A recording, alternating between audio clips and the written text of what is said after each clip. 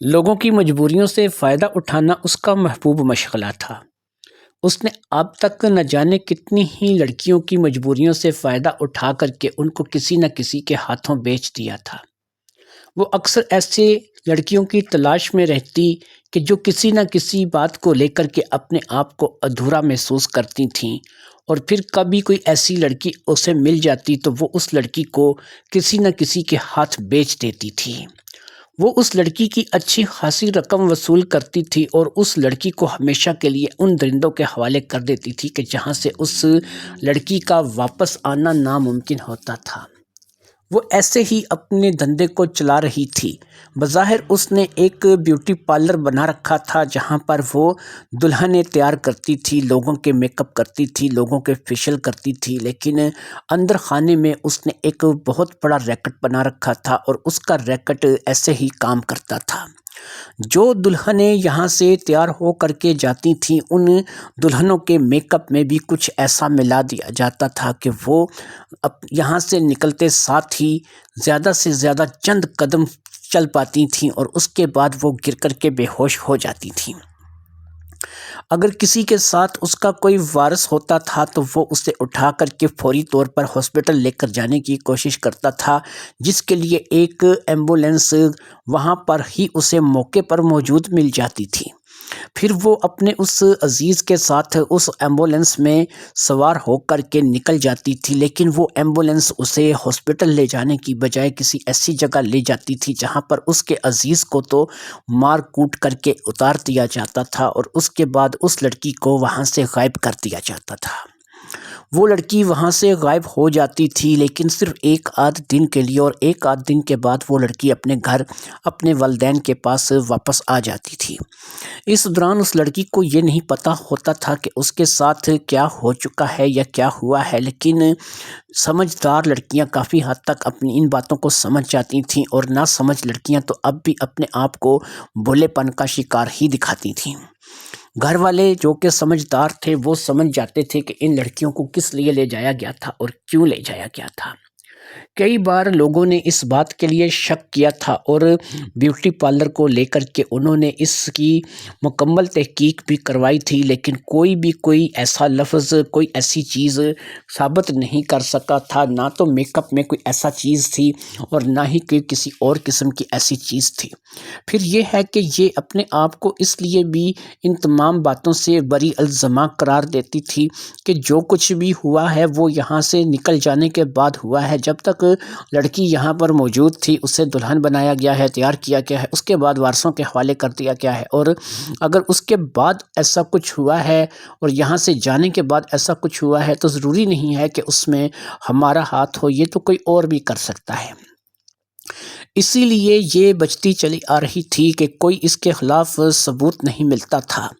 اس نے ایسے طریقے سے کام کرنا تھا کہ اس نے اپنے خلاف کوئی ثبوت نہیں چھوڑنا تھا، اور اسے اس بات کا گھمنڈ تھا کہ کبھی بھی یہ کسی چکر میں نہیں پھنسے گی اور وہ اپنے آپ کو ہمیشہ سے ہی بچاتی چلی جائے گی۔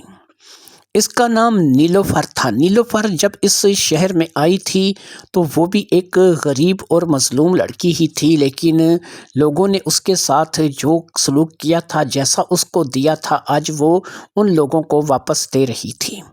نیلوفر اس ریکٹ کا حصہ تھی، اور خاص طور پر اس ریکٹ کے افراد جو کہ اس کے ساتھ ملے ہوئے تھے ان کے ساتھ اس کے اپنے بھی تعلقات رہتے تھے، لیکن زیادہ تر یہ مجبور اور بے سہارا لڑکیوں کو ان کے حوالے کرتی تھی، یا پھر مجبور اور بے سہارا لڑکیوں کو اگر ان کے حوالے نہیں کرتی تھی تو پھر جو بھی دلہن اس کے پارلر میں تیار ہونے کے لیے آتی تھی، ایسا نہیں کہ ہر دلہن کے ساتھ، بس ایسی دلہن جو کہ بہت خوبصورت ہوتی تھی یا پھر ایسی ہوتی تھی کہ جس کے لیے یہ خود ہزار جان سے فدا ہو جاتی تھی، اس دلہن کو یہاں سے تو لے جایا جاتا تھا، اور پھر راستے میں کہیں اس دلہن کی طبیعت خراب ہونے لگتی تھی اور پھر ایک ایمبولینس ان کی خدمت کے لیے حاضر ہوتی تھی۔ اگرچہ وہ ایمبولینس ظاہری بات ہے کہ موقع پہ موجود ہونا بھی شکوک و شبہات کی علامت ہے، لیکن ظاہری بات ہے کہ جن کے گھر مریض ہو یا جس لڑکی کو تکلیف ہو یا جو لڑکی بے ہوش ہو جائے، اس کے لیے گھر کے افراد فوری طور پر جو بھی قریبی ایمبولینس ملے گی یا جو بھی قریبی ہاسپٹل ملے گا اس کا رخ کریں گے۔ لہٰذا اس نے وہ ایمبولینس بھی خاص طور پر ہائر کر رکھی تھی۔ اس ایمبولینس کے لوگ بھی باقاعدہ تجربہ کار اور پورے تربیت یافتہ تھے، جو کہ کسی بھی جگہ سے اس بات کو محسوس نہیں ہونے دیتے تھے کہ ہم لوگ اناڑی ہیں یا پھر کھلاڑی ہیں۔ لہٰذا اسی طریقے سے نیلوفر کا کام چلتا چلا جا رہا تھا۔ بہت سے کیس ایسے تھے کہ جو نیلوفر کے خلاف دائر تھے، لیکن کہیں بھی اس کے خلاف کوئی ثبوت نہیں تھا۔ لوگ آتے تھے جھگڑا کرنے کے لیے، لیکن لوگوں کو بھی تو جھگڑے کے لیے کوئی عنوان چاہیے ہوتا تھا، اور کوئی بھی تو آج تک اس کے میک اپ میں یا پھر کسی بھی بات میں کوئی ایسی چیز شامل نہیں کر سکا تھا، نہ کوئی ایسی چیز اس پہ ثابت ہوئی تھی کہ جس کے چلتے اس کو باقاعدہ طور پر ٹریپ کیا جا سکے اور اس کو باقاعدہ طور پر کوئی سزا سنائی جا سکے۔ جیسا کہ بتایا کہ لوگوں کی مجبوریوں سے فائدہ اٹھانا اس کا کام تھا۔ زیادہ تر ایسی لڑکیاں جو گھر سے بھاگ کر کے آ جاتی تھیں، جو شہروں میں چلی آتی تھیں، ایسی لڑکیاں جو گاؤں سے آتی تھیں، ان لڑکیوں کو تو خاص طور پر یہ اپنا خصوصی شکار بناتی تھی اور ان کو مہنگے داموں یہ فروخت کر دیتی تھی، اور پھر بعد میں ان لڑکیوں کے وارث ان تک پہنچ ہی نہیں پاتے تھے۔ وہ لڑکیاں چلتے چلتے اتنی دور نکل جاتی تھیں کہ ان کا کچھ پتہ جو ہے وہ نہیں لگتا تھا کہ وہ آخرکار کہاں چلی گئی۔ یہ اسی سسٹم سے جاری تھا اور اسی طریقے سے یہ سب کچھ ہو رہا تھا، لیکن ظاہری بات ہے کہ ایک چیز جو ہے وہ قدرت کی طرف سے ہوتی ہے کہ جہاں سے چکر چلتا ہے وہیں پر آ کر کے وہ چکر ختم ہوتا ہے۔ انسان جیسا کرتا ہے ویسا انسان کو برنا پڑتا ہے، جو انسان بوتا ہے انسان کو وہی کاٹنا پڑتا ہے۔ اپنے آنے والے وقت سے بے خبر یہ اپنی ہی مستی میں مگن، اپنے ہی معاملات میں الجھی ہوئی تھی۔ اس کی کارستانیاں روز بروز بڑھتی چلی جا رہی تھیں، اور پھر وقت کا پہیہ تھا جو کہ بڑھتا چلا جا رہا تھا۔ شاید اس کے پاپوں کا گھڑا بھرنے والا تھا، اور کوئی تھا جو کہ اس کی بھی امید میں بیٹھا تھا، کوئی تھا جو کہ اس سے بھی شکار کرنا چاہتا تھا، کوئی تھا جو کہ اس کے اوپر بھی گھات لگائے بیٹھا تھا، لیکن سوال یہ ہے کہ وہ کون تھا؟ کون تھا جو کہ اس کے اوپر گھات لگائے بیٹھا تھا؟ اس شکاری کا شکار کرنا آسان تو نہیں تھا، لیکن ظاہری بات ہے کہ وہ جو کوئی بھی تھا وہ اس سے بڑا شکاری ہوگا، وہ اس سے زیادہ مہارت رکھتا ہوگا اور اس سے زیادہ اچھے طریقے سے شکار کرنا جانتا ہوگا۔ لہٰذا کوئی تھا جس نے باقاعدہ اس پہ نظر رکھی ہوئی تھی، لیکن وہ نظر اس لیے نہیں رکھی ہوئی تھی کہ اسے اس کے کام کے بارے میں علم تھا، یا اسے اس بارے میں علم تھا کہ یہ کیا کرتی ہے یا کیا کرنا چاہتی ہے۔ اس نے تو نظر اس لیے رکھی ہوئی تھی کہ وہ اس سے شکار کرنا چاہتا تھا، اور اس کی اس پہ کب سے نظر تھی۔ لہٰذا وہ جو اس پہ نظریں گڑائے بیٹھا تھا، جو کہ اس سے اپنے چکر میں پھنسانا چاہتا تھا، وہ پتہ نہیں اپنے چکر میں اسے کب پھنساتا۔ یہ تو اپنے چکروں میں الجھی ہوئی ان باتوں سے بے خبر اپنی زندگی کو گزارے چلی جا رہی تھی۔ وقت تھا کہ گزرتا چلا جا رہا تھا، اور کوئی تھا کہ جو اس پہ گھات لگائے بیٹھا تھا۔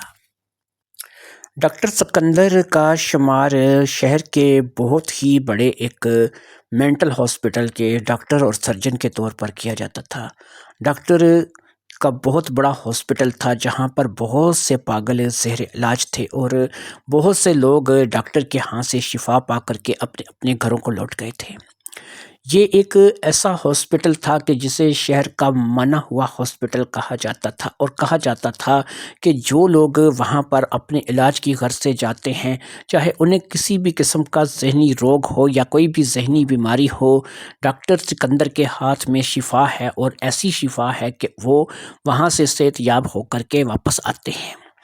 بہت سے گورنمنٹ ادارے، بہت سے لوگ اس بات کو اپروچ کرتے تھے کہ ڈاکٹر سکندر جیسا ڈاکٹر پاکستان میں اور کوئی انہیں نہیں ملے گا جو کہ اس قدر مہارت سے ایسے لوگوں کا علاج کرتا تھا جو کہ ذہنی مریض تھے، اور جن کی ذہنی کیفیت ایسی تھی کہ وہ بیچارے اپنا آپ بھول چکے تھے، اپنا گھر بار بھول چکے تھے، اور اپنے سارے معاملات کو فراموش کر چکے تھے۔ ایسے میں پوری توجہ کے ساتھ ان کا علاج یہاں پر ہوتا تھا، جو کہ ڈاکٹر سکندر کا ایک واحد ایسا ہاسپٹل تھا کہ جس کی پوری شہر میں چرچا تھی، اور سب لوگ اسے ایک پہنچا ہوا ایک مہان ڈاکٹر ہی سمجھتے تھے۔ ڈاکٹر سکندر کوئی بوڑھا آدمی نہیں تھا، وہ ایک 40 برس کا جوان آدمی تھا جس نے کہ ابھی تک شادی نہیں کی تھی۔ شادی نہ کرنے کی ظاہر وجوہات رہی ہوں گی، لیکن سب سے بڑی وجہ یہ تھی کہ اس کی تعلیمی قابلیت کا اس وقت حرج ہوتا تھا کہ اگر وہ شادی کرے تو وہ اپنی تعلیم پر اور اپنے پروفیشن پر توجہ نہیں کر پائے گا، لہٰذا اس بات کے چلتے اس نے شادی نہیں کی تھی۔ پھر دوسری چیز یہ تھی کہ اس کی ایک عجیب و غریب سی خود اپنی ذہنی پریشانی تھی، اور وہ ذہنی پریشانی صرف وہ خود جانتا تھا۔ ایک ایسا نفسیاتی مسئلہ، ایک ایسی نفسیاتی گرہ تھی جو کہ اس کے دماغ کے اندر تھی، لہٰذا جب تک وہ گرہ کھل نہیں جاتی تھی وہ کسی کے ساتھ بھی شادی کرنے کے حق میں نہیں تھا۔ وہ گرہ کیا تھی، وہ خواہش کیا تھی، وہ تکلیف کیا تھی، وہ بیماری کیا تھی، جو کہ خود ڈاکٹر سکندر، جو کہ اتنا بڑا پاگلوں کا علاج کرنے والا ڈاکٹر تھا، اس کے اندر تھی، جو صرف اسے پتہ تھی اور جس کے بارے میں وہ جانتا تھا اور اچھے طریقے سے اسے اس کے بارے میں معلوم تھا۔ وہ گرہ یہ تھی کہ اسے بس ایک مخصوص قد و قامت کی اور مخصوص جسم باڈی کی لڑکیاں ہی پسند آتی تھیں، اور ایسی لڑکیاں ہزاروں میں کوئی ایک ہوتی تھی جو کہ اسے پسند آتی تھی۔ لہٰذا جو لڑکی اسے پسند آتی تھی اس لڑکی کی یا تو پہلے سے شادی ہو چکی ہوتی تھی، یا پھر وہ لڑکی جو ہے وہ کچھ ایسے معاملات میں ہوتی تھی کہ وہ ڈاکٹر سکندر کی طرف متوجہ ہی نہیں ہوتی تھی۔ ڈاکٹر سکندر کو اپنی اس 40 سالہ زندگی میں اپنی من مرضی کی صرف 4 عورتیں ملی تھیں، جن میں سے 2 شادی شدہ نکلی تھیں۔ ایک ایسی تھی کہ جو کسی بیرون ملک میں آباد تھی اور وہ پاکستان نہیں آ سکتی تھی، اور ایک ایسی لڑکی تھی جو کہ تھی تو کنواری، لیکن اس نے ڈاکٹر سے شادی کرنے سے صاف انکار کر دیا تھا، کیونکہ وہ اپنے منگیتر سے، جو کہ اس کا بچپن کا منگیتر تھا، اس کے ساتھ شادی کرنے کی خواہش رکھتی تھی۔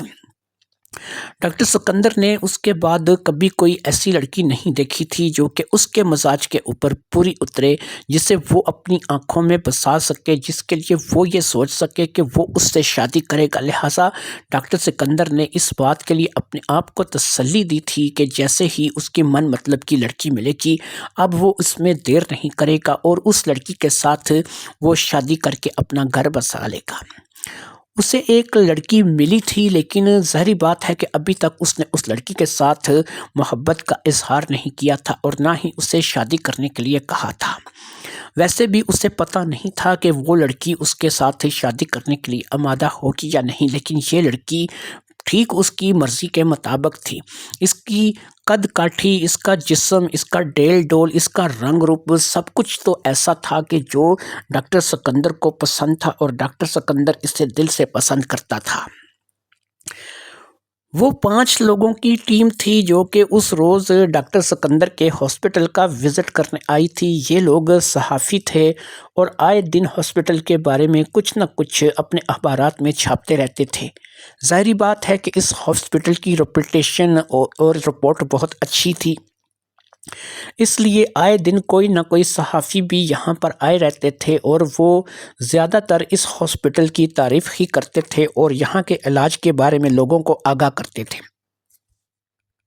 یہاں کی جدید سہولیات کے بارے میں لوگوں کو بتایا جاتا تھا، اور لوگوں کو زیادہ سے زیادہ اس بات پر اکسایا جاتا تھا کہ وہ اگر کسی بھی قسم کی ذہنی پریشانی کا شکار ہیں، اپنے آپ کو کسی بھی نفسیاتی پرابلم میں مبتلا سمجھتے ہیں، تو وہ کیا کر سکتے ہیں کہ وہ یہاں پر اس ہاسپٹل میں آ کر کے اپنا علاج کروا سکتے ہیں، جہاں پر علاج سستا بھی ہے، معیاری بھی ہے، اور ان کا علاج بھی 100% درست طریقے سے کیا جاتا ہے۔ یہی وجہ تھی کہ آئے دن کوئی نہ کوئی صحافی آتے رہتے تھے، اور وہ صحافیوں کی 5 لوگوں کی ٹیم تھی، جس میں 2 عورتیں اور 3 مرد شامل تھے۔ وہ بھی اس روز اس ہاسپٹل کا دورہ کر رہے تھے، ایک ایک سیکشن میں جا کر کے اس کو چیک کر رہے تھے۔ یہاں پر لوگوں کو واقعی بڑی توجہ کے ساتھ اور بڑے انہماک کے ساتھ ان کا علاج جاری تھا، اور تمام ڈاکٹر اور نرس اپنے اپنے شعبے میں اپنے اپنے کام میں خاصی مہارت رکھتے تھے۔ تمام لوگوں سے فارغ ہونے کے بعد اب انہوں نے ڈاکٹر سکندر کے کیبن کا رخ کیا۔ ڈاکٹر سکندر، ظاہری بات ہے کہ ایک ایسی شخصیت تھا کہ اس کا انٹرویو لیے بغیر یا اس سے بات کیے بغیر ان کی بات آگے نہیں بڑھ سکتی تھی۔ لہٰذا جب وہ ڈاکٹر سکندر کے کیبن میں داخل ہوئے، ڈاکٹر سکندر نے ان لوگوں کے لیے باقاعدہ چائے ناشتے کا انتظام کر رکھا تھا۔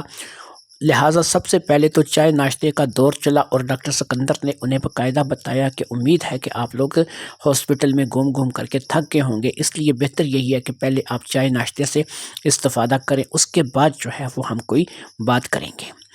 تمام لوگ ہی چائے ناشتے کی طرف متوجہ ہو گئے، جس میں خود ڈاکٹر سکندر بھی ان کا ساتھ دے رہا تھا۔ اور پھر جب چائے ناشتے سے فارغ ہو گئے تو کچھ کمپاؤنڈر لوگ آ کر کے وہ برتن وغیرہ اٹھا کر کے وہاں سے لے گئے، برتن وہاں سے چلے گئے۔ اب صرف کیبن میں ڈاکٹر سکندر تھا یا پھر وہ 5 صحافی تھے جو کہ ڈاکٹر سکندر کا انٹرویو کرنا چاہتے تھے۔ لہٰذا سب سے پہلے صحافی عورت جس کا نام صفیہ تھا، جس کے سینے پر اس کے نام کا بیچ بھی لگا ہوا تھا، اس نے ڈاکٹر سکندر سے مخاطب ہو کر کے کہا، ڈاکٹر صاحب آپ یہ جو نیکی کا کام کر رہے ہیں، آپ کو امید ہے کہ آپ کو نیکی کا صلہ نیکی میں ہی ملے گا؟ یعنی ایسا ہے کہ ہم نے تو سنا ہے کہ بعض لوگ کہتے ہیں کہ نیکی کا صلہ اکثر لوگوں کو برائی میں ملتا ہے، تو کیا آپ اس نیکی کے صلے کو نیکی کے طور پر جانچتے ہیں؟ کیا آپ کو ایسا لگتا ہے کہ کبھی خدا نخواستہ کہ آپ میں یا آپ کی فیملی میں کوئی ایسا مسئلہ ہوا تو تب یہ نیکی آپ کے کام آئے گی اور آپ اس میں سے کامیاب ہو سکیں گے؟ ڈاکٹر سکندر نے کہا، دیکھو یہ دنیا ایک چکر کی طرح ہے، چکر جہاں سے شروع ہوتا ہے وہیں پر آ کر کے ختم ہوتا ہے۔ اگر ہم اچھے طریقے سے چلیں گے تو یہ اچھائیوں کا چکر ہے اور اچھائی سے شروع ہو کر کے اچھائی پہ ختم ہوگا، لیکن اگر ہم برائیوں کے چکر کو رچیں گے اور پھر ہم کہیں گے کہ ہمارا یہ چکر اچھائی پہ ختم ہو، تو ایسا ہوتا نہیں ہے۔ اسی طرح دوسرے تیسرے صحافی نے بھی اپنے اپنے معیار کے مطابق کچھ سوالات کیے۔ بہرحال ایک چیز جو کہ ڈاکٹر کے ماننے میں تھی اور ڈاکٹر کہتا تھا کہ یہ ایسا ضرور ہوتا ہے کہ جو جیسا کرتا ہے ویسا برتا ہے۔ یہ بات تمام صحافی بھی مان رہے تھے اور انہوں نے کہا کہ ڈاکٹر صاحب یہ آپ کی بات درست ہے کہ جو جیسا کرتا ہے ویسا برتا ہے۔ یہ بات تو ہم بھی اس بات کو تسلیم کرتے ہیں۔ اگر آپ آج اچھا کر رہے ہیں تو ہمیں امید ہے کہ آپ کے ساتھ اچھا ہی ہوگا اور آپ بھی اچھا ہی کریں گے۔ ڈاکٹر سکندر نے اس بات کا ان لوگوں کو یقین دلایا تھا کہ ہاں ایسا ہی ہوگا کہ میں اچھا کرتا ہوں تو میرے ساتھ بھی ہمیشہ اچھا ہی ہوگا، کیونکہ جب تک میں برا نہیں کروں گا میرے ساتھ برا نہیں ہوگا، اور میرا یہ چکر جو ہے یہ نیکیوں کا چلتا رہے گا، انشاءاللہ تعالی اس میں برائی نہیں آئے گی۔ وہ صحافی لوگ وہاں سے رخصت ہو گئے تھے اور اس کے بعد ڈاکٹر سکندر اپنی ہی موج میں اپنی ہی مستی میں مگن ہو گیا تھا۔ اس کے سامنے ایک سراپا تھا، ایک حسن تھا، ایک رنگ روپ تھا، ایک لڑکی تھی جس کے بارے میں وہ سوچ رہا تھا۔ اسے نہیں پتا تھا کہ وہ لڑکی کون ہے، کیا ہے، بس اس نے اس لڑکی کو دیکھا تھا اور اس لڑکی کو دیکھ کر ہی وہ اس پر فدا ہو گیا تھا۔ پھر اسے اس بارے میں کہ شاید اس لڑکی کے بارے میں پتہ کرنا چاہیے، اسے اس چیز کا خیال آیا اور پھر اس نے کچھ لوگوں کو لے کر کے اس لڑکی کی معلومات کے لیے لگا دیا، کیونکہ وہ اس لڑکی سے واقعی شادی کرنا چاہتا تھا، اپنا گھر بسانا چاہتا تھا۔ لہٰذا اس نے اس بات کا اہتمام کیا کہ چند لوگوں کو اس لڑکی کے بارے میں معلومات حاصل کرنے کے لیے لگا دیا، کیونکہ وہ لڑکی اس کی مرضی کے، اس کی منشا کے بالکل مطابق تھی، اس لیے اس لڑکی کے بارے میں معلومات حاصل کرنا بے حد ضروری تھا۔ چند روز کے بعد ان لوگوں نے اسے باقاعدہ طور پر اس بات کے لیے اطلاع دی کہ اس لڑکی کی باقاعدہ سے منگنی ہو چکی ہے اور وہ اپنے منگیتر سے بے پناہ محبت کرتی ہے۔ دونوں کے درمیان بہت جلد شادی کا رشتہ بننے والا ہے اور دونوں جو ہے وہ شادی کے رشتے میں بندھ جائیں گے۔ اس بات کو سکندر برداشت نہیں کر سکا، اس نے سن تو لیا لیکن ظاہری بات ہے کہ اسے ایسا نہیں کرنا تھا۔ اپنی زندگی میں صرف 4 ایسی لڑکیاں اس نے دیکھی تھیں اور ان چاروں لڑکیوں کو وہ کسی نہ کسی طور پر کھو چکا تھا۔ اب اسے لگ رہا تھا کہ وہ اس بات کو صحیح طریقے سے نہیں سمجھ پائے گا، اس لڑکی کو وہ اپنے ہاتھ سے گنوانا نہیں چاہتا تھا، لہٰذا اس نے ایک کام سوچ لیا۔ اس نے کہا کہ جہاں اتنی نیکیاں کر لیں وہاں پر ایک برائی ہو جائے تو کیا ہے۔ لہٰذا اس نے سوچ لیا اور سوچ کے اس نے ایک نتیجہ اخذ کیا، اور اس نتیجے کے اخذ کرنے کے بعد وہ مطمئن ہو گیا۔ اس نے سوچ لیا تھا کہ اگر گھی سیدھی انگلی سے نہیں نکلے گا تو وہ اس کے لیے اپنی انگلی کو ٹیڑھا کرے گا، وہ اس لڑکی کو ہر قیمت پر حاصل کر کے رہے گا۔ اس نے اس لڑکے کا پتہ کروایا جس لڑکے کا نام ممتاز تھا، لیکن ممتاز کے بارے میں اسے پتہ چلا کہ وہ ایک معمولی سا سرکاری ملازم ہے اور اس کے علاوہ کچھ نہیں ہے۔ ممتاز کے ساتھ اس لڑکی کی شادی طے تھی اور بہت جلد وہ لوگ شادی کرنے والے تھے۔ وہ ممتاز کو دل و جان سے پسند کرتی تھی، ممتاز اسے دل و جان سے پسند کرتا تھا اور دونوں کی شادی میں کچھ زیادہ عرصہ نہیں بچا تھا، زیادہ سے زیادہ 3 ماہ کے عرصے میں ان کی شادی ہونے والی تھی۔ بس یہ 3 ماہ کا عرصہ ہی تھا ڈاکٹر سکندر کے پاس کہ وہ کچھ ایسا کرے کہ وہ لڑکی ممتاز کو چھوڑ کر کے اس کے پاس آ جائے۔ کوئی ایسی روحانی طاقت یا کوئی گدڑ سنگھی تو ظاہری بات ہے کہ ڈاکٹر سکندر کے پاس نہیں تھی کہ جس کا استعمال کرتے ہوئے یہ اسے اپنی طرف متوجہ کر سکتا، لہٰذا ایک ہی بات ہو سکتی تھی، ایک ہی چیز ہو سکتی تھی کہ یہ کوئی ایسا پینترا کھیلے کہ جس سے سانپ بھی مر جائے اور لاٹھی بھی نہ ٹوٹے۔ یہ ایک ڈاکٹر تھا اور خاص طور پر مینٹل لوگوں کا ڈاکٹر تھا، دماغی مریضوں کا ڈاکٹر تھا۔ جہاں اسے بیماری ہٹانی آتی تھی، جہاں یہ بیماری کو جو ہے وہ آرام کے لیے کوشش کرتا تھا، لوگوں کے لیے شفا کے لیے کوشش کرتا تھا، ان کی صحت کے لیے کوشش کرتا تھا، وہاں یہ چاہتا تو بیماری لگا بھی سکتا تھا، بیماری لگانے کے بعد اپنی مرضی کے مینٹل لیول تک اس شخص کو لے کر کے بھی جا سکتا تھا اور ایسا بھی کر سکتا تھا کہ وہ شخص کسی ایسی ذہنی اذیت میں مبتلا ہو جائے کہ اس کے اپنے ہی اسے چھوڑ جائیں۔ لہٰذا اب اس نے اسی بات کا فیصلہ کر لیا تھا کہ کیوں نہ ممتاز کی منگیتر کو حاصل کرنے کے لیے میں بھی کوئی ایسا ہی پینترا استعمال کروں، اور پھر یہ پینترا میرا اسی وقت استعمال ہو سکتا ہے کہ جب میں اسے کسی نہ کسی طور پر یہاں اپنے پاس لانے میں کامیاب ہو جاؤں۔ جب وہ یہاں پر میرے پاس اس مینٹل ہاسپٹل میں آئے گی، میری اپنی دیکھ ریکھ میں رہے گی، تو ظاہری بات ہے کہ وہ میری ہی توجہ کی مستحق ہوگی اور میں جیسے چاہوں گا اسے ڈال دوں گا۔ لہٰذا اب اس نے یہ سوچنا شروع کر دیا تھا کہ مجھے کیا کرنا چاہیے، کس طریقے سے کرنا چاہیے اور میں کس طریقے سے ممتاز کی منگیتر کو یہاں پر لا سکتا ہوں۔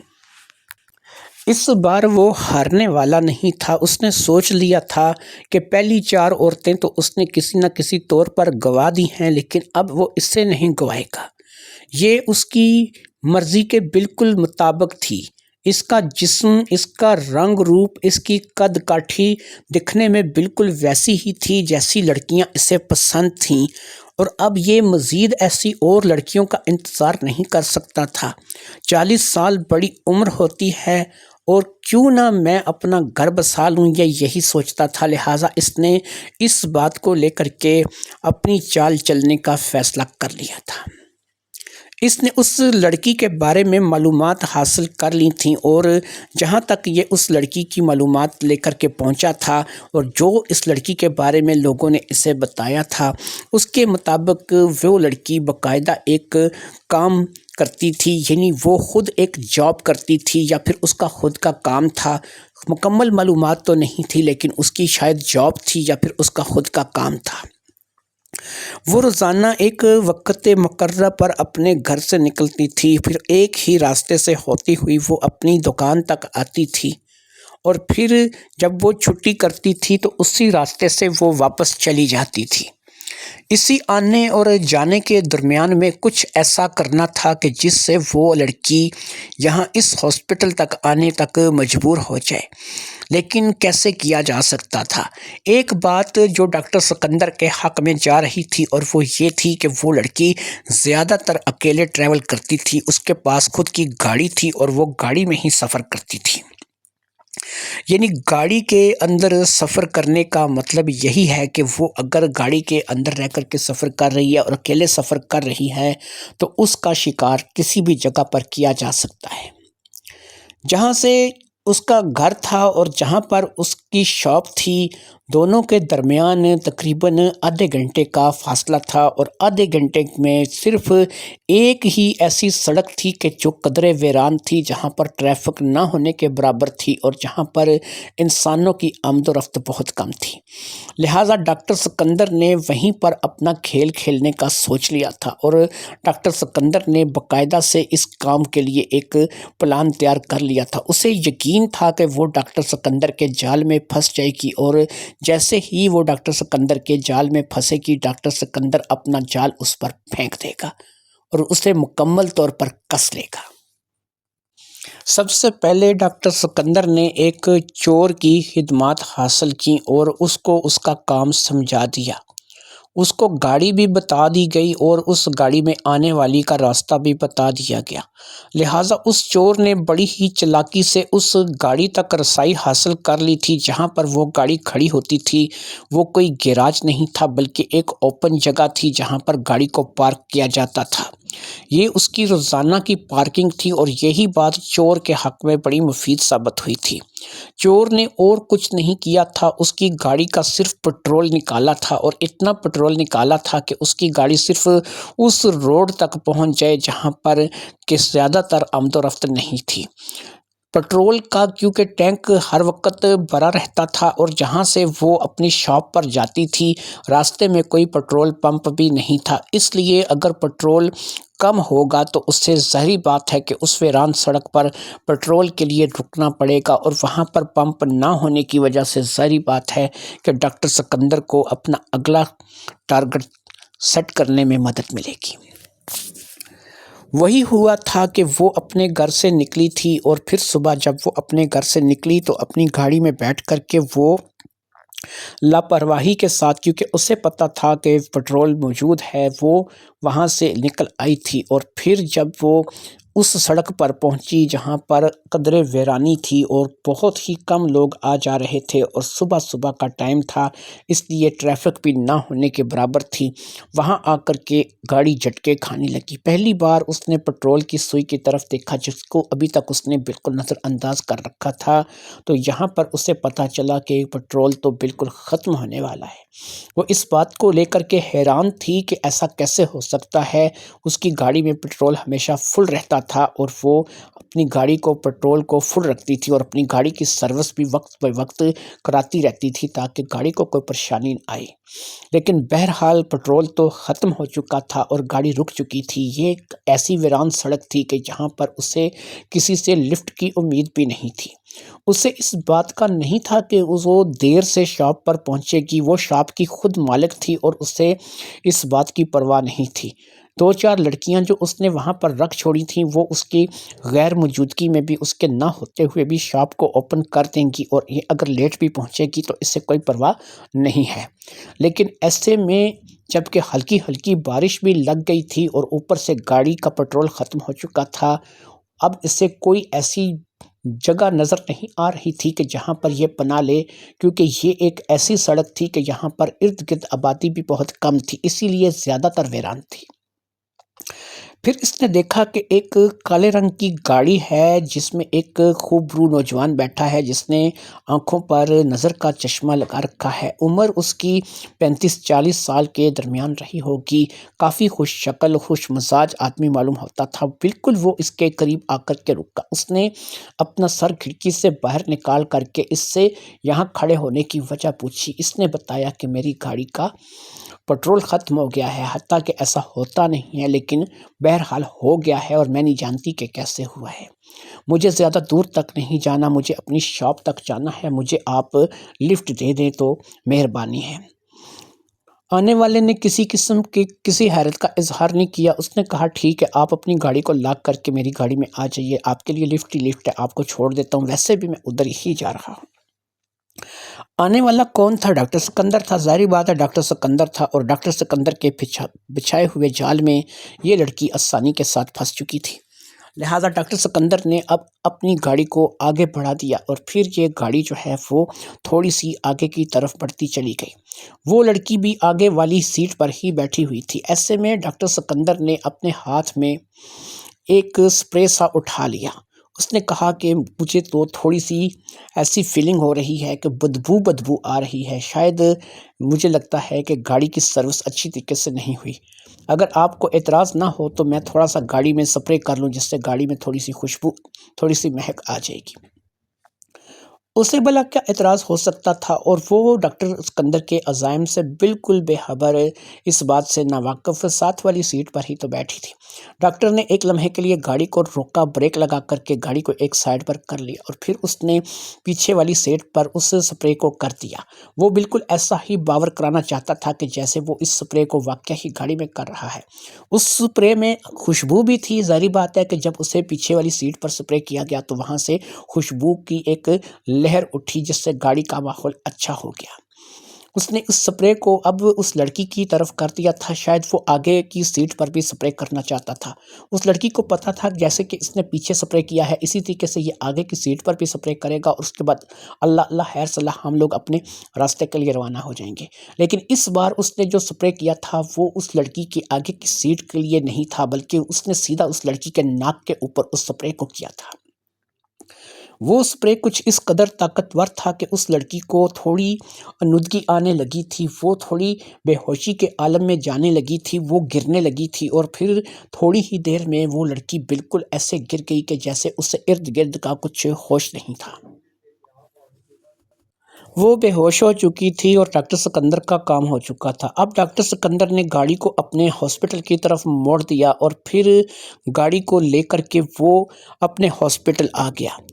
وہ لڑکی ابھی تک آگے والی سیٹ پر بے ہوش پڑی تھی۔ ڈاکٹر سکندر نے شاید کوئی ایسی دوائی کھا لی تھی جس کی وجہ سے اس کے اوپر اس سپرے کا اثر نہیں ہوا تھا، لیکن اس لڑکی نے کیونکہ ایسی کوئی دوائی نہیں کھائی تھی، اس لیے وہ لڑکی بے ہوش ہو چکی تھی۔ یہاں پر پہنچ کر ڈاکٹر سکندر نے اپنے ہاسپٹل کا ایک خفیہ راستہ اوپن کیا، جس کو اس نے اپنے آنے جانے کے لیے مخصوص رکھا ہوا تھا، اور اس راستے کے بارے میں صرف وہی جانتا تھا۔ وہ ہاسپٹل کی پچھلی سائڈ سے یہاں پہ آیا تھا۔ یہاں پر اس نے ایک دیوار کے قریب ایک بٹن کو پریس کیا تھا، اور وہ دیوار تھوڑی دیر کے لیے کھلی تھی۔ وہ گاڑی لے کر کے جیسے ہی اندر داخل ہوا تھا، دیوار اس کے پیچھے بند ہو گئی تھی۔ یہ ایک لمحے کے لیے ہوا تھا، اور یہاں پر کوئی دیکھنے والا بھی نہیں تھا، یہ دیوار بنائی ہی ایسی جگہ پر گئی تھی۔ اب اس نے گاڑی کو وہاں پر روکا، اور سیدھے اپنے دروازے سے نیچے اتر کر کے وہ اس لڑکی کی طرف آیا۔ اس نے اس لڑکی کو اپنے کندھے پر لادا، اسے دروازے سے نکال کر، یعنی اپنی گاڑی کے دروازے سے نکال کر کے اپنے کندھے پر لادا، اور پھر اس کو لے کر کے تیز تیز قدم آگے بڑھنے لگا۔ یہ بھی ایک ہاسپٹل تھا جو کہ اس کے ہاسپٹل کی پچھلی سائڈ پر بنا ہوا تھا، لیکن یہ ایک ایسا ہاسپٹل تھا کہ یہ صرف 4 سے 5 کمروں پر تھا۔ یہاں پر آپریشن تھیٹر بھی موجود تھا، یہاں پر باقی میڈیکل کی ادویات بھی موجود تھیں، بہت سی چیزیں بھی موجود تھیں۔ یہ ایک ایسا حصہ تھا کہ جس کے بارے میں اس کے ہاسپٹل میں کوئی بھی نہیں جانتا تھا، کسی کو بھی اس حصے کے بارے میں نہ ہی پتہ تھا، اور نہ ہی کبھی کوئی اس حصے میں آیا تھا۔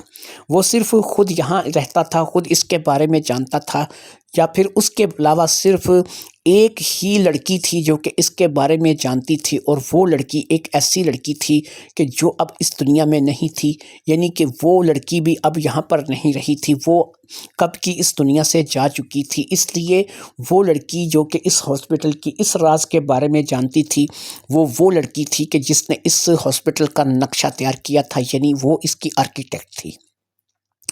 اس کی آرکیٹیکٹ کے علاوہ کوئی بھی نہیں جانتا تھا کہ یہ بھی ایک حصہ ہے، اور اس حصے کو بنایا گیا ہے۔ یہاں پر لا کر کے اس نے اس لڑکی کو ایک بیڈ پر لٹا دیا۔ یہ بیڈ پہ لٹانے کے بعد اس نے اس لڑکی کو اچھے طریقے سے کلپ کر دیا تھا۔ یہاں پر باقاعدہ بجلی کے جھٹکوں کا انتظام موجود تھا، ہر قسم کی تشدد کے آلات بھی موجود تھے، اور بہت سی ایسی میڈیسن بھی تھیں جو کہ ظاہری بات ہے کہ ذہنی مریضوں پر کام کرتی تھیں۔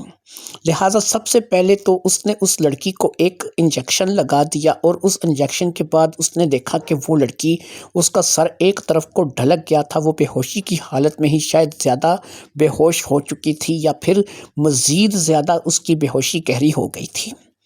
اس نے اس لڑکی کو وہیں پر چھوڑا اور پھر وہاں سے باہر نکل آیا۔ اس نے اپنی گاڑی کو ایک لمحے کے لیے اس دیوار سے باہر نکالا، اور پھر اس دیوار کو ویسے ہی بند کر دیا جیسے کہ وہ پہلے تھی۔ اب کوئی کہہ نہیں سکتا تھا کہ یہ دیوار جو ہے یہ ہاسپٹل کی بیک سائڈ کا کوئی حصہ ہے، یا یہاں سے کسی کی آمد و رفت بھی ہو سکتی ہے۔ وہ واپس اپنے ہاسپٹل آ گیا تھا اور آ کر کے اپنے کیبن میں بیٹھ گیا۔ وہ اپنی اس فتح مندی پہ بے حد خوش تھا۔ اسے پتا تھا کہ اس لڑکی کو 24 گھنٹے سے پہلے ہوش نہیں آئے گا، اور جب وہ 24 گھنٹے کے بعد اپنی نیند سے جاگے گی تو اس کی حالت ایسی نہیں رہے گی کہ وہ اپنے آپ کو صحیح طریقے سے اپنے پاؤں پر بھی کھڑی کر سکے۔ جو انجیکشن اسے دیا گیا تھا وہ اس کی دماغی صحت کو ڈسٹرب کرنے کے لیے ایک بہت اعلیٰ ڈوز تھی جو کہ اسے دی گئی تھی۔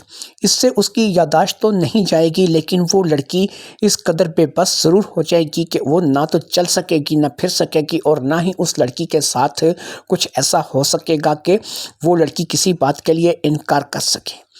24 گھنٹے کے بعد ڈاکٹر سکندر نے وہاں پر جا کر کے اس لڑکی کی مرضی معلوم کرنی تھی۔ اگر اس کی مرضی ہاں ہوتی تو ظاہری بات ہے کہ ڈاکٹر سکندر اس کے ساتھ شادی کر کے اپنا گھر بساتا اور پھر اس لڑکی کو اس اذیت سے نجات مل جاتی، اور اگر اس کی مرضی نہ ہوتی تو پھر ڈاکٹر سکندر نے یہ کام اس وقت تک جاری رکھنے کا فیصلہ کیا تھا جب تک کہ وہ لڑکی اپنی مرضی سے مان نہیں جاتی۔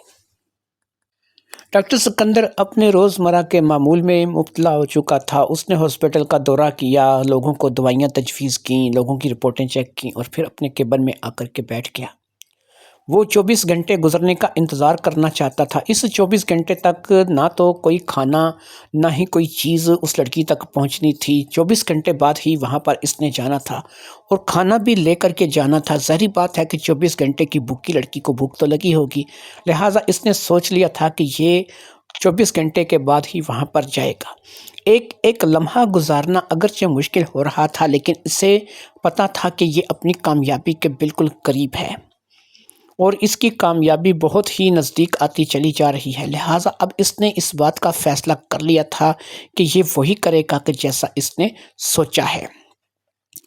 24 گھنٹے کسی نہ کسی طور پر گزر ہی گئے، اور جب وقت گزر گیا تو ڈاکٹر سکندر وہاں پر پہنچ گیا جہاں پر اسے جانا چاہیے تھا۔ اس کے کیبن کے اندر سے بھی ایک خفیہ راستہ تھا جو کہ اس راستے کو جا کر کے ملتا تھا، اور اس راستے کو اوپن کرنے کا بھی صرف اسے ہی پتہ تھا، لہٰذا اب اس نے وہ راستہ اختیار نہیں کیا تھا جس راستے سے وہ گیراج کے ذریعے آیا تھا، بلکہ اب اس نے اپنے کیبن کے اندر سے ہی راستہ جو تھا اسے کھولا تھا، اور اس کیبن کے راستے کے ذریعے سے وہ وہاں پر پہنچ گیا تھا۔ اس نے باقاعدہ سے کھانا بھی منگوا کے رکھ لیا تھا تاکہ اگر اسے ہوش آئے تو وہ اسے کھانا دے سکے اور اس سے بات چیت کر سکے۔ وہ لڑکی ہوش میں آنے ہی والی تھی۔ اس کا وہ انجیکشن جو اسے لگا تھا اس کا وقت پورا ہونے والا تھا، اور اب وہ بہت جلد میں ہوش میں آنے والی تھی۔ پھر وہ کسمسانے لگی، ایسے جیسے ہوش میں آنے کی کیفیت سے گزر رہی ہو، اور پھر اسے ہوش آ گیا۔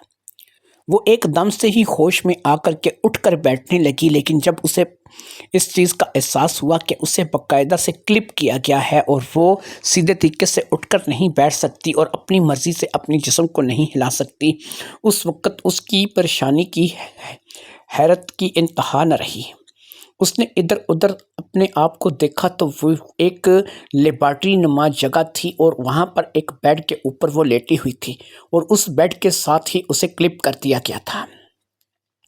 اس نے اس کمرے کا جائزہ لیا تو اس نے اپنے سامنے اسی شخص کو کھڑے پایا جو شخص اسے لفٹ دے کر کے لے کر کے آیا تھا، اور پھر بعد میں اس شخص نے اسے بے ہوش کر دیا تھا۔ اس شخص کے چہرے پر ایک شیطانی مسکراہٹ تھی، اور وہ اس شیطانی مسکراہٹ کے ساتھ اسے دیکھ رہا تھا۔ اسے اس بات کا اندازہ ہو گیا تھا کہ اسے باقاعدہ ٹریپ کر کے اغوا کیا گیا ہے، اور اس میں پٹرول جو ہے وہ ختم ہوا نہیں تھا، بلکہ کسی نہ کسی طور پر اس گاڑی سے پٹرول ختم کروایا گیا تھا، اور صرف اتنا پٹرول چھوڑا گیا تھا کہ یہ اس سڑک تک پہنچ سکے، کیونکہ وہاں پر گھر نہیں تھے، مارکیٹیں نہیں تھیں، ایک ویران سڑک تھی جہاں پر اکا دکا گاڑیاں آتی جاتی رہتی تھیں، تو یہاں پر سی سی ٹی وی کیمرہ یا پھر اس قسم کی سہولیات ظاہری بات ہے کہ میسر نہیں تھیں۔ یہی ایک بہترین جگہ تھی جہاں سے اسے اغوا کیا جا سکتا تھا، اور پھر باقاعدہ نہ صرف کہ اغوا کیا جا سکتا تھا بلکہ اسے اغوا کر لیا گیا تھا۔ یہ اس بات کو لے کر بھی سوچ رہی تھی کہ اسے یہاں پر اغوا کر کے لایا گیا ہے اور اس کے لانے کا کیا مقصد ہو سکتا ہے۔ وہ ایک نوجوان لڑکی تھی اور اسے زیادہ تر مقصد کا سمجھ تھا، لیکن وہ ظاہری بات ہے کہ ہر بندے کے مقصد کے بارے میں اندازہ تو لگا سکتی تھی لیکن سمجھ نہیں سکتی تھی۔ ویسے اس نے سمجھ لیا تھا کہ یہ ڈاکٹر شاید اس پہ فدا ہو گیا ہے اور اس کے جسم کے حصول کے لیے وہ اسے یہاں پر لایا ہے۔ وہ من ہی من میں اس بات کو لے کر کے بڑی پریشان ہو رہی تھی کہ اس ڈاکٹر کو شاید اس کے بارے میں علم نہیں ہے۔ اگر اس کے بارے میں علم ہوتا تو وہ اس سے ایسے حاصل کرنے کی بجائے کسی اور طریقے سے حاصل کر سکتا تھا، لیکن بہرحال ڈاکٹر اس کے بارے میں نہیں جانتا تھا اور نہ ہی اس کی اصلیت سے واقف تھا۔ یہ نیلوفر تھی جو کہ یہاں پر آج اس ڈاکٹر کی قید میں تھی اور ڈاکٹر اس کے سامنے کھڑا مسکرا رہا تھا۔ ڈاکٹر نے آگے بڑھ کر کے نیلوفر کے ہونٹوں سے لگی ہوئی ٹیپ ہٹا دی تاکہ وہ بول سکے۔ اب نیلوفر نے کہا، میں کہاں ہوں؟ ڈاکٹر نے کہا، تم جہاں کہیں بھی ہو، فی الحال تو تم دوستانہ ماحول میں ہو، لیکن اگر یہ دوستانہ ماحول اس طریقے سے قائم نہ رہا تو پھر یہ ماحول جو ہے یہ بدل بھی سکتا ہے اور یہاں پر دوستی جو ہے وہ نفرت میں بھی تبدیل ہو سکتی ہے۔ اس نے کہا، ڈاکٹر تم شاید اپنے حلیے سے ڈاکٹر لگتے ہو اور یہاں کی جگہوں کو دیکھ کر بھی مجھے اس بات کا اندازہ ہو گیا ہے کہ تم ایک ڈاکٹر ہو۔ تم مجھے سیدھا سیدھا بتاؤ مجھ سے کیا چاہتے ہو؟ تم جو بھی ڈیمانڈ کرو گے میں تمہاری وہ ڈیمانڈ پوری کروں گی۔ اگر تمہیں مجھ سے پیسہ چاہیے تو میں تمہیں پیسہ دوں گی، اتنا دوں گی کہ تم خود حیران ہو جاؤ گے، اور اگر تمہیں پیسے کے علاوہ کچھ اور چیز چاہیے تو تم مجھے ڈیمانڈ کرو۔ میں تمہیں ایسی لڑکیاں مہیا کر سکتی ہوں جو کہ بالکل ان ٹچ ہوں، آج تک انہیں کسی نے چھوا تک نہ ہو، میں ایسی لڑکی تمہیں دے سکتی ہوں۔ اگر تمہیں لڑکیوں میں دلچسپی ہے اور تم مجھ سے کسی لڑکی کا حصول چاہتے ہو تو وہ بھی تمہیں مل جائے گی۔ اگر اس کے علاوہ تمہاری کوئی ڈیمانڈ ہے تو میں وہ بھی پوری کرنے کے لیے تیار ہوں، بس یہ ہے کہ مجھے چھوڑ دو، مجھے میرے گھر جانے دو اور میں اس بات کو بھول جاؤں گی کہ تم نے میرے ساتھ کیا کیا، اور تم بھی اس بات کو بھول جانا، یہی بہتر ہے۔ اب ڈاکٹر سکندر نے کہا، دیکھو بھی بات یہ ہے کہ میری ڈیمانڈ تو کوئی بھی ایسی نہیں ہے کہ جو بڑی غیر معیاری ہو، میں تو بڑی معیاری سی ڈیمانڈ جو ہے وہ تم سے کرنے والا ہوں، اور وہ معیاری ڈیمانڈ جو ہے اس میں یہ ہے کہ نہ تو مجھے تمہارے ہاں سے کسی لڑکی کی کوئی مدد چاہیے، نہ ہی مجھے کوئی لڑکی چاہیے، نہ ہی مجھے تم سے کچھ روپیہ پیسہ چاہیے، اور نہ ہی مجھے تمہارے اندر کوئی اور دلچسپی ہے۔ میں جو کام تمہیں کہنا چاہتا ہوں، جو میں تمہیں کہنا چاہتا ہوں، اس کو سامنے رکھ کے میں صرف بات کروں گا اور اس کے مطابق سے میں تم سے بات کر کے جو ہے وہ راضی ہوں۔ اگر تم میری اس بات کو مانو گی تو میں تمہارے ساتھ راضی ہوں، اگر اس بات کو نہیں مانو گی تو پھر میں تمہارے ساتھ راضی نہیں ہوں۔ نیلوفر کو حیرت ہوئی کہ نہ تو اسے کسی لڑکی میں دلچسپی ہے، نہ اسے میرے اندر کوئی دلچسپی ہے کسی قسم کی، نہ ہی یہ پیسہ چاہتا ہے، تو آخر یہ مجھے یہاں پہ اٹھا کر کیوں لایا ہے؟ کیا یہ مجھے یہاں پر ڈمی بنا کر کے مجھ پہ کپڑے ٹانگنا چاہتا ہے اور مجھے جو ہے وہ ایک ڈمی بنا کے رکھنا چاہتا ہے؟ لہٰذا نیلوفر نے پوچھا کہ ٹھیک ہے، اب جو بھی آپ کی ڈیمانڈ ہے، جو بھی آپ کہنا چاہتے ہیں وہ کہیں، میں جو بھی کر سکی آپ کے لیے ضرور کروں گی۔ اب ڈاکٹر سکندر نے کہا، دیکھو بھی بات یہ ہے، ایسا ہے کہ میری اپنی ایک مخصوص پسند ہے، اس پسند کی لڑکی کو میں نے سوچ رکھا ہے کہ میں اپنی شریک سفر بناؤں گا۔ ایسی پسند میری ہزاروں میں کوئی ایک لڑکی ایسی ہوتی ہے کہ جو میری مرضی کے مطابق سے ہوتی ہے، جسے میں پسند کرتا ہوں۔ تم ان لڑکیوں میں سے ایک ہو کہ جسے میں پسند کرتا ہوں۔ تم ویسی ہو، تمہارا جسم، تمہاری قد کاٹھی، تمہارا ڈیل ڈول، تمہارے نین نقش، سب کچھ اس بات پر دلالت کرتے ہیں کہ تم بالکل ویسی لڑکی ہو جیسی لڑکی مجھے پسند ہے، جیسی لڑکی میں چاہتا ہوں۔ اس لیے میں تم سے صرف اتنا چاہتا ہوں کہ میں تم سے نکاح کروں گا، میں تم سے شادی کروں گا، اور تم نکاح اور شادی کرنے کے بعد یہاں میرے پاس ہی رہو گی، تمہیں تمہارے گھر واپس جانے نہیں دیا جا سکتا۔ میں یہ رسک نہیں لے سکتا کہ میں تمہیں تمہارے گھر واپس بھیج دوں، تمہیں یہاں سے چھوڑ دوں، تمہیں تمہارے گھر جانے دوں۔ میں تم سے شادی کر کے تمہارے ساتھ اپنا گھر بسا کر کے تمہیں ہمیشہ ہمیشہ کے لیے یہاں پر اپنے پاس رکھوں گا۔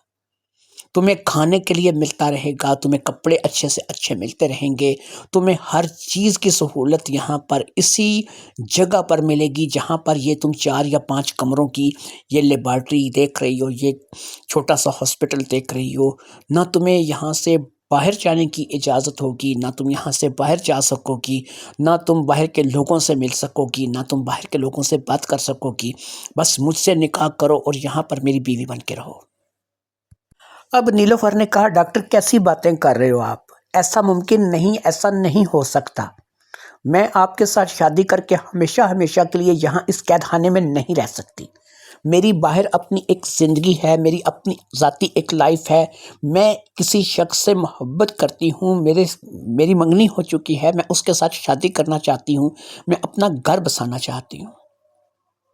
سکندر نے کہا مجھے پتہ ہے، میں جانتا ہوں، میں نے تمہارے بارے میں ساری معلومات کروا لی ہے، اس لڑکے کا نام ممتاز ہے جس سے تم محبت کرتی ہو، جس سے تم شادی کرنا چاہتی ہو، لیکن ممتاز کو اور کئی مل جائیں گی، لیکن مجھے تم نہیں ملو گی، ہزاروں میں ایک، لاکھوں میں ایک، مجھے پھر سے ایک لمحہ انتظار کرنا پڑے گا، پھر ایک ایسی ڈھونڈنی پڑے گی، اس میں پتہ نہیں کتنے سال چلے جائیں گے۔ اب میری عمر 40 سال ہو چکی ہے، میں نہیں چاہتا نا کہ میں اب اتنا مزید انتظار کروں، اور میں یہی چاہتا ہوں کہ جیسا میں نے تمہیں کہا ہے تم یہیں پر رہو گی، تمہیں کھانا پہننا سب کچھ ملتا رہے گا، لیکن تم نے رہنا یہیں ہے۔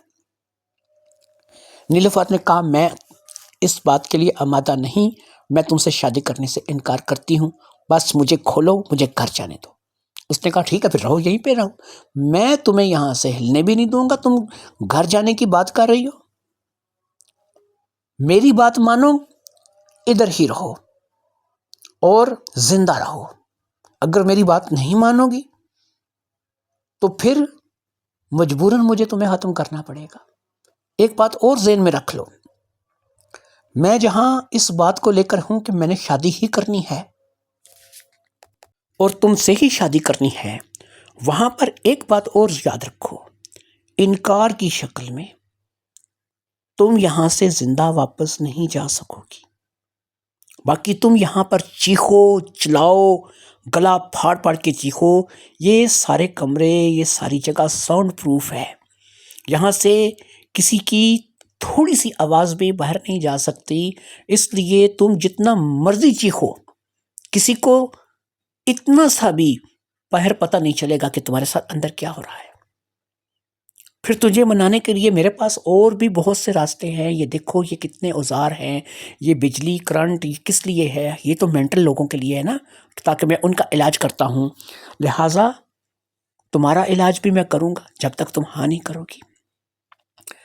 نیلوفر نے تھوک نکلا، اسے شاید اس بات کا پہلی بار احساس ہوا تھا کہ وہ بڑی بری جگہ پھنس گئی ہے۔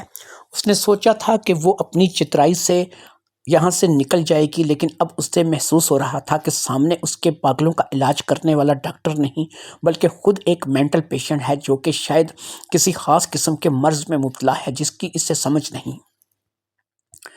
نیلوفر نے منت سماجت شروع کر دی، ظاہری بات ہے کہ اب عورت کا یہی ہتھیار تھا جو کہ اس کے پاس بچا تھا۔ آنسوؤں کے ساتھ اس نے ڈاکٹر سکندر کو قائل کرنے کی کوشش کی، لیکن جیسے جیسے وہ منت سماجت اور آنسوؤں پہ آئی ویسے ویسے ڈاکٹر کے کہکے بلند ہونے لگے اور ڈاکٹر کھلکھلا کر کے ہنسنے لگا۔ اس کے کہکوں سے واقعی یہ پوری جگہ گونج رہی تھی، لیکن اسے ذرا بھی خطرہ نہیں تھا، کیونکہ اسے پتا تھا کہ آواز تھوڑی سی بھی باہر نہیں جائے گی۔ اب وہ یہاں سے چلا گیا، کھانا کھانے کے لیے وہ اسے یہاں پہ چھوڑ گیا تھا، اس نے اسے اتنا آزاد کیا تھا کہ یہ اپنے ہاتھ سے کھانا کھا سکے یا اٹھ کر کے بیٹھ سکے، باقی اس کی ٹانگیں ابھی بھی بندھی ہوئی تھیں اور وہ اپنی ٹانگوں کو ہلا تک نہیں سکتی تھی۔ اس کی ٹانگوں پہ باقاعدہ سے ایسے طریقے سے کلپ کیا گیا تھا کہ وہ ہلنے کے قابل بھی نہیں تھی، وہ صرف اٹھ کے بیٹھ سکتی تھی، کھانا کھا سکتی تھی، کھانا اس کے سامنے رکھ دیا گیا تھا، اور اب ڈاکٹر نے اسے کل آنے کے لیے کہا تھا۔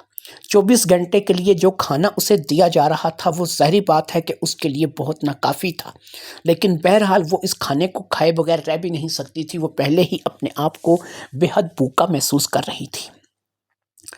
ڈاکٹر چلا گیا تھا اور ڈاکٹر کے چلے جانے کے بعد اب اس نے یہاں سے اپنے آپ کو آزاد کروانے کی کوشش شروع کر دی تھی۔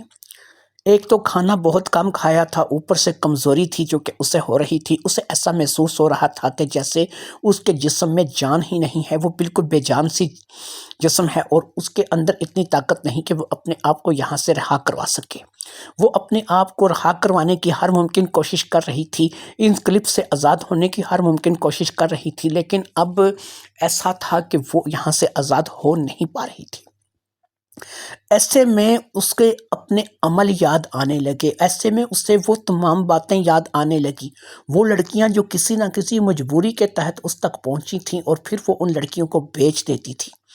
ان لڑکیوں کے ساتھ بھی تو ایسا ہی سلوک ہوتا تھا، لوگ درندوں کی طرح چرندوں کی طرح ان لڑکیوں کو چیر پھاڑ کر رکھ دیتے تھے اور پھر ان لڑکیوں کی عزت سر عام نلام ہو جاتی تھی۔ اس نے کبھی ان لڑکیوں کے بارے میں نہیں سوچا تھا جن کو یہ بیچ دیتی ہے اور وہ لڑکیاں کہاں چلی جاتی ہیں اور ان لڑکیوں کا پھر نشان بھی نہیں ملتا۔ پھر وہ دلہنیں، ان بیچاریوں کا کیا قصور تھا جو کہ اپنے سہاگ کی سیج چڑھنے کی بجائے اس کے خریدے ہوئے کرندوں کی سیج چڑھ جاتی تھی، جہاں پہ ان لوگوں کے ساتھ نازیبا حرکت کرنے کے بعد ان لوگوں کے ویڈیو کلپس بنا لیے جاتے تھے اور پتہ نہیں کیا کیا کیا جاتا تھا۔ یہ وہ سب کچھ تھا کہ جو نیلو نے اپنی زندگی میں کیا تھا۔ نیلوفر اب ان باتوں کو لے کر کے سوچ رہی تھی، اسے اپنے کیے پچھتاوا تھا، لیکن وہ ظاہری بات ہے کہ اس پچھتاوے کو کوئی نام نہیں دے سکتی تھی، اور ابھی یہ تو ایک دن کی پریشانی اس پر آئی تھی، تو ابھی سے اس نے کاہے کا پچھتاوا، ابھی تو اسے بہت کچھ یاد کرنا باقی تھا۔ اس نے کیا کیا کچھ نہیں کیا تھا، کن کن لوگوں کے ساتھ کون کون سے ظلم نہیں کیے تھے۔ شاید یہ اسی کا چکر تھا جو کہ ختم ہوا تھا۔ چکر جہاں سے شروع ہوتا ہے وہیں پر آ کر کے ختم ہوتا ہے۔ اس نے ایسا کہیں سن رکھا تھا، آج اسے اس بات کا یقین ہو گیا تھا کہ چکر واقعی جہاں سے شروع ہوا تھا وہیں پہ آ کر کے ختم ہو گیا تھا۔ 24 گھنٹے گزر گئے تھے، بھوک کے مارے اس کا برا حال تھا۔ یہ بھوک کی وجہ سے بہت زیادہ تڑپ رہی تھی۔ اسے اس بات کا احساس ہو چکا تھا کہ اسے کھانا برائے نام دیا جا رہا ہے۔ کل جو کھانا دیا گیا تھا وہ 24 گھنٹے کے لیے بالکل ناکافی تھا۔ یہ نڈھال ہو چکی تھی، اس کے جسم میں کوئی طاقت نہیں رہی تھی۔ اس نے اپنے آپ کو آزاد کروانے کی کوشش ترک کر دی تھی۔ اس کا رنگ، روپ، جوانی، حسن کچھ بھی تو اس کے کام نہیں آ رہا تھا۔ شاید اس کے کیے ہوئے عمل تھے جو کہ اس کے سامنے آ رہے تھے۔ 24 گھنٹے کے بعد ایک دفعہ پھر ڈاکٹر سکندر اس کے سامنے تھا۔ ڈاکٹر سکندر نے پھر اسے کھانا دیا اور کھانا کھانے کے بعد اس کے جسم میں کچھ جان آئی۔ اب ڈاکٹر سکندر کا سوال وہی تھا، لہٰذا ظاہری بات ہے کہ نیلوفر ایک ہی رات میں، ایک ہی دن میں، ان 24 گھنٹوں میں اس جگہ اکیلے پڑے پڑے ٹوٹ چکی تھی۔ اس کی ساری اکڑ، سارا تکبر نکل چکا تھا۔ اس کے اندر صرف ایک ہی بات تھی کہ اب اگر ڈاکٹر آ کر کے مجھ سے پوچھے گا تو میں ڈاکٹر سے شادی کرنے کے لیے ہاں کروں گی، اور ڈاکٹر سے شادی کر کے یہیں پر رہ کر کے اپنی زندگی گزاروں گی، کم از کم کھانے کو ملے گا، زندہ تو رہوں گی۔ لہٰذا نیلوفر نے ایسا ہی سوچ لیا تھا۔ اب جب کھانا کھانے کے بعد ڈاکٹر سکندر نے نیلوفر سے اس بات کے لیے پوچھا کہ ہاں بھئی اب تمہارا شادی کے بارے میں کیا ارادہ ہے، تو اس نے ہاں کر دی۔ اس نے کہا کہ ٹھیک ہے، میں تمہارے ساتھ شادی کرنے کے لیے تیار ہوں، مجھے اس بات پہ کوئی اعتراض نہیں ہے، لیکن مجھے صرف اتنا بتا دو کہ یہاں پر ہماری شادی ہوگی کیسے۔ اس نے کہا بہت سمپل ہے، ہم صرف حجاب اور قبول کریں گے اور ہماری شادی ہو جائے گی، کیونکہ اگر تم یہ چاہتی ہو کہ یہاں پر قاضی آئے گا، مولوی آئے گا، نکاح ہوگا، لوگ آئیں گے، چاول بنٹیں گے، تو یہ رسک میں نہیں لے سکتا، لہٰذا تمہیں مجھے شوہر کے روپ میں اور مجھے تمہیں بیوی کے روپ میں قبول کرنا ہوگا اور میں اسی کو شادی مان کر کے چلوں گا۔ نیلوفر نے سوچا کہ میں پہلے کون سی پاک پوتر ہوں، میں نے اپنے آپ کو پتہ نہیں کتنوں کے حوالے کیا ہے اور کہاں کہاں میں نے کیا کچھ نہیں کیا ہے، اس لیے اگر یہ میرے ساتھ ایسے شادی کر کے راضی ہے اور میری زندگی بچتی ہے تو مجھے کیا اعتراض ہو سکتا ہے۔ لہٰذا نیلوفر نے اپنی شادی کے لیے رضامندی کا اظہار کر دیا۔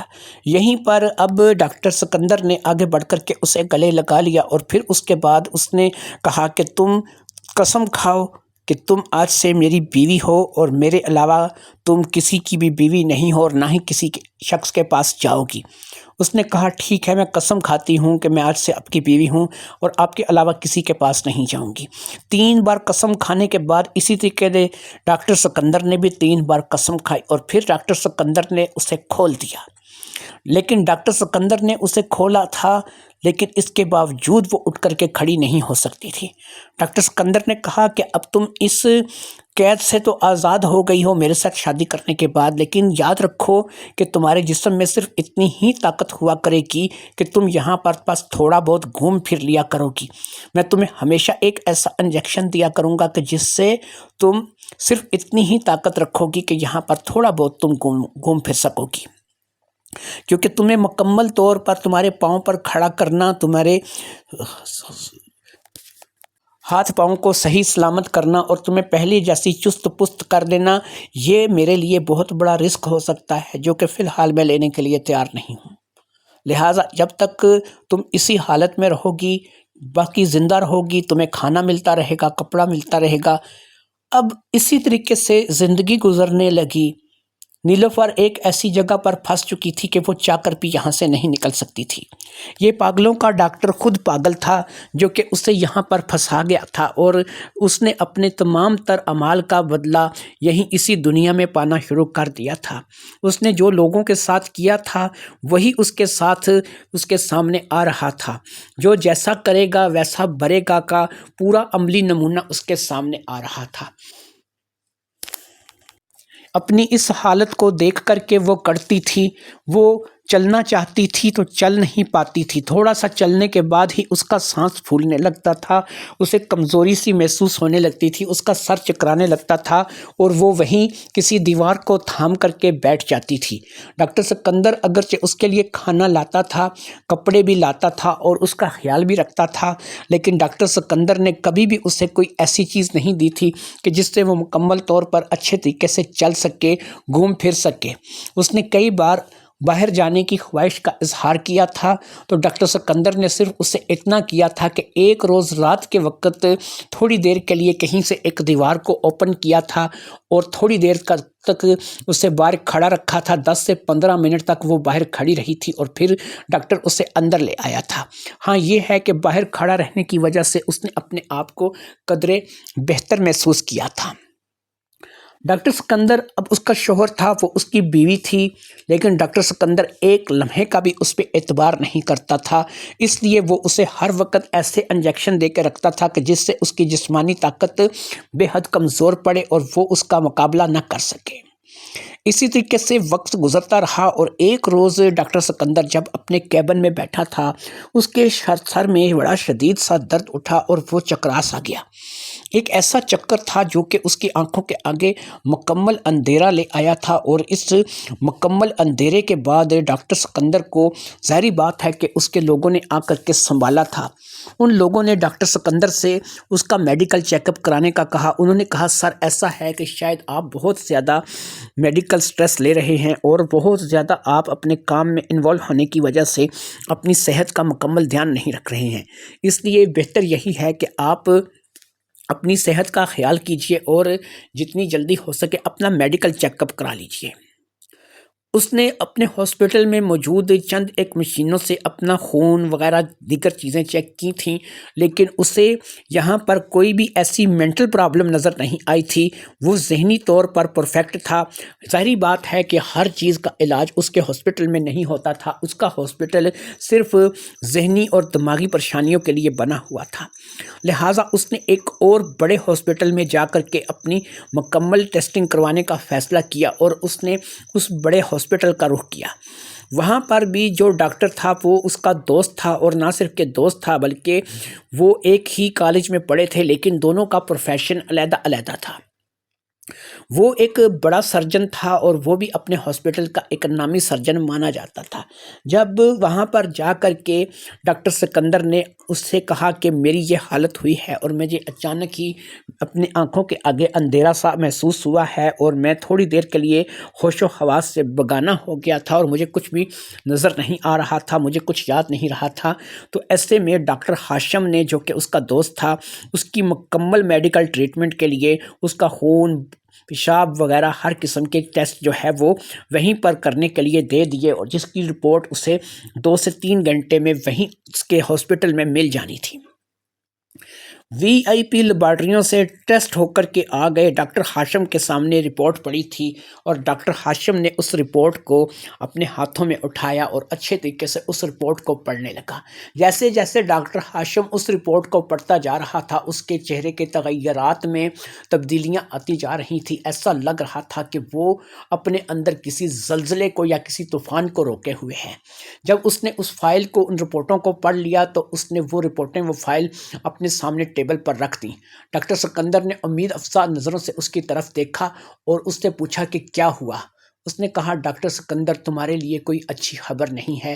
میں جو تمہیں بتانے جا رہا ہوں، تم یقین کرو کہ مجھے خود اس بات کا یقین نہیں آ رہا ہے، لیکن بہرحال جو میں تمہیں بتانے جا رہا ہوں یہ بات 100% سچ ہے، اور جو میں تمہیں بتانے جا رہا ہوں یہ تمہاری زندگی کے لیے بہت بڑا دھچکا ہے۔ ایسا ہے کہ تمہیں ایڈز ہے۔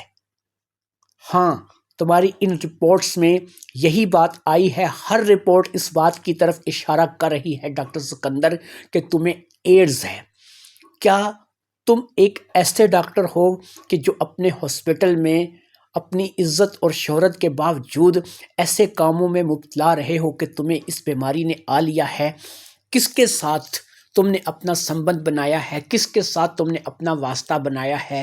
وہ جو بھی ہے، جس کے ساتھ بھی تم نے اپنا سمبند، اپنا واسطہ بنایا ہے، اسے بھی ایڈز ہے، لیکن شاید اسے بھی تمہاری طرح علم نہیں ہے۔ وہ ایڈز کا مریض ہے جس کے ساتھ بھی تم نے اپنا واسطہ بنا رکھا ہے، لہٰذا تمہیں ایڈز ہے جو کہ تمہیں رفتہ رفتہ موت کی طرف لے کے جا رہا ہے، اور تم جانتے ہو کہ اس وقت تک میڈیکل پروفیشن میں ایڈز کا کوئی بھی علاج نہیں ہے۔ کیا مجھے ایڈز ہے؟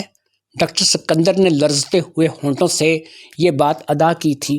ظاہری بات ہے کہ اسے ڈاکٹر ہاشم کی قابلیت پر کوئی شک و شبہ نہیں تھا۔ اس نے اپنے سامنے پڑی ہوئی فائل کو اٹھایا اور پڑھنا شروع کر دیا۔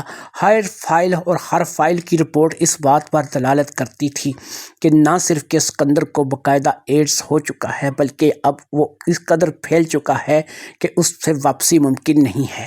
ویسے بھی ایڈز کا میڈیکل میں کوئی علاج نہیں تھا، اور میڈیکل جو ہے وہ ایڈز کے آگے فیل تھا۔ اسے یاد آیا کہ اس نے تو صرف اپنی زندگی میں صرف ایک ہی لڑکی کے ساتھ سمبند بنائے ہیں، اس کے علاوہ اس نے انجیکشن کی سرنج یا خون کے ذریعے سے اس بیماری کو حاصل نہیں کیا، کیونکہ وہ تو ہر چیز کا مکمل طور پر دھیان رکھتا ہے، اور اس کے ہاسپٹل میں استعمال ہونے والا خون، اس کے ہاں استعمال ہونے والی سرنج مکمل طور پر محفوظ ہوتی ہے۔ اس کا مطلب یہ ہے کہ سرنج یا خون کی بوتل یا خون کے ذریعے سے یہ بیماری اس تک نہیں پہنچی ہے۔ اس بیماری کو پھیلانے کا صرف ایک ہی سبب بنا ہے، اور یہ بیماری صرف ایک ہی ذریعے سے اسے پہنچی ہے، اور وہ بیماری ظاہری بات ہے کہ وہ اسے نیلوفر سے لگی ہے، اور نیلوفر اس سے پہلے ہی ایڈز کی مریضہ تھی، لیکن شاید اسے بھی اس بات کا پتہ نہیں تھا۔ اب ڈاکٹر سکندر نے ڈاکٹر ہاشم سے کہا کہ ڈاکٹر ہاشم، ایک بات بتاؤ، اگر میں کسی کی رپورٹ کروانا چاہوں اور میں چاہوں کہ کسی کو پتہ نہ چلے، تو کیا اس کے لیے کوئی راستہ ہے؟ اس نے کہا، کیا کرنا چاہتے ہو مجھے بتاؤ، میں تمہارا بچپن کا دوست ہوں، مجھے بتاؤ کس کی رپورٹ کروانا چاہتے ہو، اور یہ بیماری تمہیں کہاں سے لگی ہے؟ اب ڈاکٹر سکندر نے تقریباً روتے ہوئے ہاشم کو ساری بات بتا دی۔ ہاشم سر پکڑ کر بیٹھ گیا۔ اس نے کہا، اتنا ظلم تم نے اس بیچاری پر اتنا ظلم کیا، لیکن وہ بیچاری بھی تو نہیں تھی، اس نے یہ کہاں سے حاصل کیا؟ کیا کسی سرنج کے ذریعے سے، یا کسی خون کے ذریعے سے، یا پھر کوئی اور راستہ؟ اگر کوئی اور راستہ ہے تو اس کا مطلب ہے کہ وہ بیچاری نہیں تھی۔ بہرحال میں تمہارے لیے اتنا کر سکتا ہوں کیونکہ تم میرے دوست ہو، یہاں سے ایک مشین، صرف ایک مشین کافی ہے جو کہ وہاں پر لے کے جائی جا سکتی ہے۔ اسے گاڑی میں وہاں پر لے جاتا ہوں اور وہیں پر اس کا خون لے کر کے تمہارے سامنے ٹیسٹ کروں گا، اور پھر جو بھی نتیجہ ہوگا میں وہیں پر تمہیں بتا کر کے آ جاؤں گا۔ تم کیونکہ میرے دوست ہو، میرے بھائی ہو، اس لیے میں کسی کو نہیں بتاؤں گا کہ وہ لڑکی کہاں پر ہے، تم کہاں پر ہو، اور ہم لوگ جو ہے وہ کہاں پر ہیں۔ اس لیے میں صرف تمہاری اتنی مدد کر سکتا ہوں۔ ڈاکٹر ہاشم کے ساتھ وہ مشین گاڑی میں رکھ دی گئی تھی، اور پھر ڈاکٹر سکندر اسے لے کر کے اسی جگہ پر آیا جو کہ اس کی مخصوص دیوار تھی۔ وہاں پر آ کر کے اس نے دیوار کے ذریعے سے راستہ کھولا اور ڈاکٹر کو لے کر کے اندر آ گیا۔ دیوار واپس پیچھے بند ہو چکی تھی اور اب ڈاکٹر ہاشم بھی وہاں پر پہنچ چکا تھا۔ نیلوفر ایک کونے میں بے ہوش پڑی تھی، اس کو کوئی ہوش نہیں تھا۔ اس کی آنکھوں کے گرد حلقے تھے، اس کا رنگ و روپ رنائی سب کچھ ضائع ہو چکا تھا۔ بہرحال وہ اس کنڈیشن میں تو نہیں تھی کہ اس کا خون نکالا جاتا، لیکن ڈاکٹر ہاشم ظاہری بات ہے کہ اس نے اس بات کا وعدہ کر کے آیا تھا۔ نیلوفر کا خون سرنج میں لے کر کے وہیں اسی مشین کو آن کیا گیا اور اس کے ذریعے سے اس کی رپورٹ بنائی جانے لگی۔ خون کے 2 سے 3 رپورٹیں تھیں جو کہ اس مشین کے ذریعے سے کی گئیں، اور ہر رپورٹ پہ اسے ایڈز کی آخری سٹیج کا مریض بتایا گیا، یعنی کہ وہ بہت جلد اب اس دنیا کو چھوڑ کر کے حلقے حقیقی کے پاس جانے والی تھی۔ لہٰذا ڈاکٹر ہاشم نے اپنا فرض پورا کر دیا تھا، اور اس نے اس بات کا وعدہ بھی کیا تھا کہ وہ سکندر کے بارے میں اور نیلوفر کے بارے میں زبان نہیں کھولے گا۔ وہ وہاں سے رخصت ہو گیا تھا۔ ڈاکٹر سکندر کو ہاشم پر اعتبار تھا، وہ کسی کو بھی نہیں بتائے گا، یعنی کہ اب ڈاکٹر سکندر بھی مر رہا تھا اور پھر نیلوفر بھی مر رہی تھی۔ اس نے نیلوفر کو ہوش دلایا، کھانا دیا، جو کہ ظاہری بات ہے وہ اس کے لیے لے کر کے آیا ہوا تھا۔ وہ نیند کی سی آغوش میں تھی، وہ جاگتے سوتے کی کیفیت میں کھانا کھا رہی تھی۔ شاید اسے بھی اپنا آخری وقت اب قریب آتا ہوا دکھائی دے رہا تھا۔ سکندر بھی شاید اب اس مرض میں مبتلا ہو چکا تھا۔ دونوں کی زندگی چند روز باقی رہ گئی تھی، یا پھر چند مہینے یا چند دن تھے، پتہ نہیں ان کو کہ ان کے پاس کتنا وقت تھا۔ یہ بیماری دونوں کے ہی اندر گھر کر گئی تھی۔ صحیح کہتے ہیں، چکر جہاں سے شروع ہوتا ہے واپس وہیں پر آ کر ختم ہوتا ہے۔ جو جیسا کرتا ہے ویسا برتا ہے۔ دونوں ہی اپنے کیے کی سزا کو بھگتنے کے لیے تیار تھے۔ اب ایسے لمحے میں دونوں کو خدا یاد آیا۔ دونوں ہی گڑ گڑا کر کے اپنی معافی کے طلبگار ہوئے۔ دونوں اس بات کے خواستگار تھے کہ اللہ انہیں معاف کر دے۔